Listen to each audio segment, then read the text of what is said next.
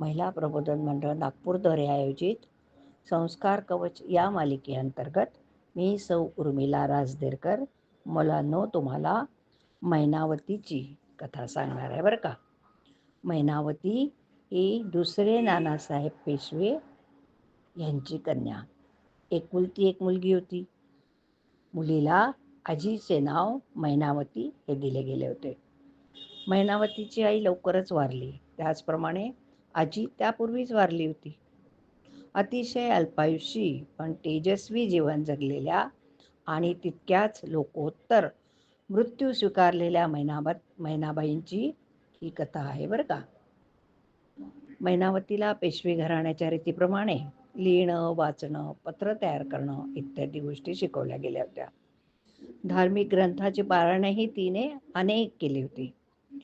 नानासाहेब पेशव्यांचं आपल्या मुलीवर जीवापाड प्रेम होतं. आई विना ही मुलगी म्हणून ती परक्यांच्या घरी जाणाऱ्या या मुलीला वेळ देता येत नाही. यामुळे त्यांना नेहमीच अस्वस्थ वाटत असे. नानासाहेब पेशवे आणि इंग्रज सुरुवातीला खूप चांगले एकमेकांचे मित्र होते. त्यामुळे इंग्रज अधिकाऱ्यांच्या बरोबरचे त्यांचे नेहमीच उठबैठ होत असे. मैनावतीचेही इंग्रज मुलींच्या बरोबर मैत्रीचे संबंध होते. पुढे 1857 बंड पुकारले गेले आणि त्यात कानपूर लुटले गेले. बीबी का मकबरा, सती चौरा ही ठिकाणं जाळली गेली. इंग्रज बायका व मुले यांना कैद केलं गेलं. हे कैदी नानासाहेब पेशव्यांसमोर हजर करावे की कानपूरच्या इतर इंग्रजांप्रमाणे त्यांनाही येशूकडे पाठवावं, म्हणजेच त्यांनाही मारून टाकावं, असं शिपायांनी नानासाहेबांना विचारलं. त्यांच्या आज्ञेप्रमाणे इंग्रज बायका मुलांचा निकाल लावायचा असे ठरवून शिपाई नानासाहेबांच्या आज्ञेची वाट पाहू लागले.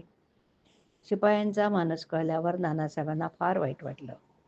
मराठ्यांच्या इतिहासात शत्रूंच्या बायका मुलांची कत्तल कधीच झाली नव्हती. शिपायांचे असे वर्तन हे मराठ्यांना शोभणारे नव्हते. त्यामुळे इंग्रज बायका मुलांना सन्मानाने बिठूरला पोचवावं व त्यांची व्यवस्था आपण जातीने करावी असा निरोप त्यांनी शिपायांना दिला. ही जबाबदारी त्यांनी आपल्या लाडक्या लेकीवर सोपवली. इंग्रजांचा कुटुंब कबिला त्यांनी मैनावतीच्या स्वाधीन केला आणि त्या सर्वांचा 2 दिवस पाहुणचार करून त्यांनी इंग्रजांच्या फौजेत परत पाठवण्यासाठी मैनावतीला सांगितलं. इतकेच नाही तर हे सर्व सुरक्षित पोचण्याची जबाबदारी त्यांनी मैनावतीवर सोपवली. त्याकरता मैनावतीला जातीने त्यांच्यासोबत करावयास सांगितले. मैनावती बरोबर असल्यामुळे त्यांचा प्रवास निर्धोक पार पडेल याचा नानासाहेबांना विश्वास होता. या प्रवासात पहिला इंग्रज फौजेचा जथ्था जिथे भेटेल तिथे इंग्रज बायका मुले त्यांच्या स्वाधीन करून मैनावतीने परत यावं असा तिला आदेश दिला गेला. मैनावतीच्या सोबतीमुळे इंग्रज कुटुंब सुखरूप प्रवास करू शकले. रस्त्यातील दंग्याधुप्यांचा त्यांना त्रास झाला नाही.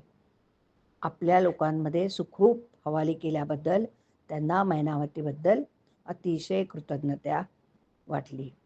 मैनावती ही नानासाहेबांची एकुलती एक मुलगी होती. हे त्या इंग्रज बायकांना माहीत होते की नव्हते. त्यांना ही मैनावती सुरक्षित घरी पोहोचवण्यासाठी तिचं नाव गुप्त ठेवावं असं सांगितलं होतं. मैनावती बिठूरला पोहोचण्यापूर्वी नानासाहेबांनी बिठूर सोडलं होतं.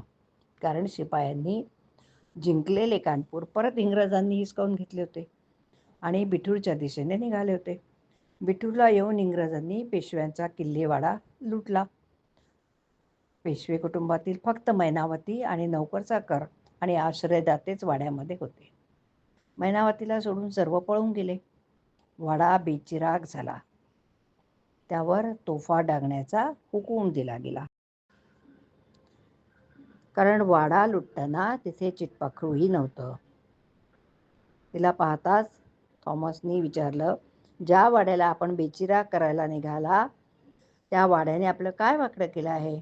तो तर आश्रयदाता आहे. त्याने असा कोणता अपराध केला आहे? थॉमसने वाडा न जाळण्याची परवानगी मला व्हॉइस रायकडून तार करून मागवावी लागेल, तेव्हाच मी तो जाळणार नाही असं सांगितलं. आता ही तार लंडनला पोहोचली. लॉर्ड सभेमध्ये चर्चा झाली. काही लॉर्डांनी एक विचित्र सूर लावला.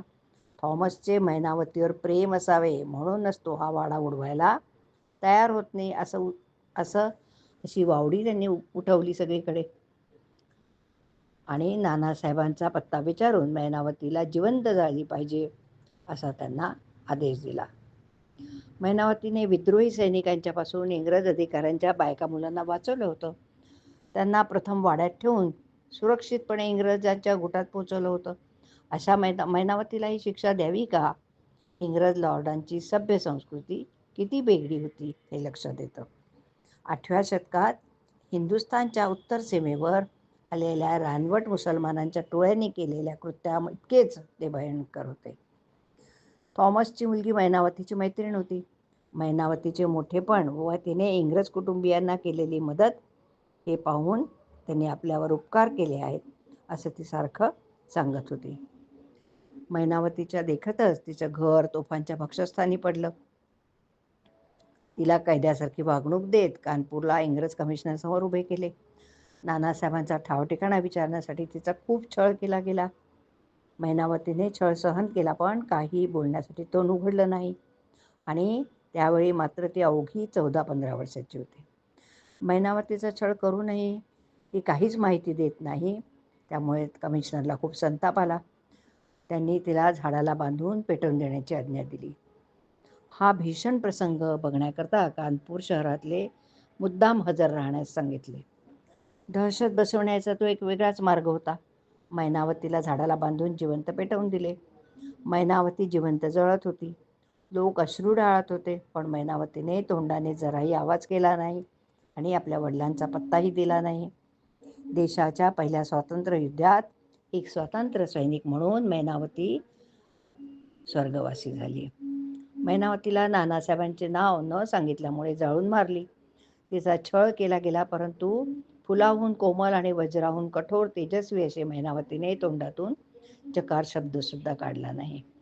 नानासाहेबांच्या एकुलत्या एक कन्येच्या जिवंत जाळण्याची